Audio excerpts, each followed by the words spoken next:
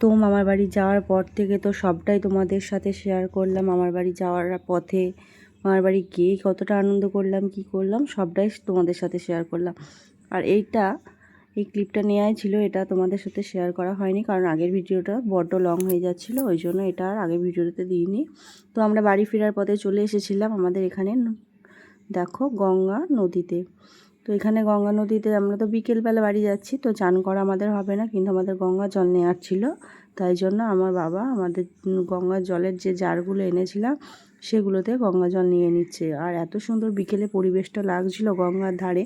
তো আমি চারদিক ঘুরে ঘুরে দেখছিলাম আর ভিডিও করছিলাম।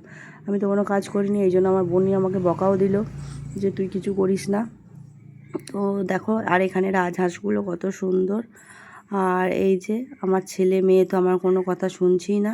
আমার ছেলে তো খালি হাঁসগুলোকে ধরতেই যাচ্ছে। আর তারপর আমরা মাথায় একটু করে গঙ্গার জল ছিটিয়ে নিলাম। মা গঙ্গার কাছে এসেছি, তো মা গঙ্গাকে প্রণাম জানিয়ে মায়ের জল মাথায় নিয়ে মাকে বিদায় দিলাম। আর এখানে দেখো আমার ছেলে মেয়েরা ওই রাজহাঁসগুলোকে ধরতে যাচ্ছে। আমার ছেলের সাহস দেখো, আবার নামার জন্য বদমাইশি করছে, এটা ওটা করেই যাচ্ছে, শুনছে তো না।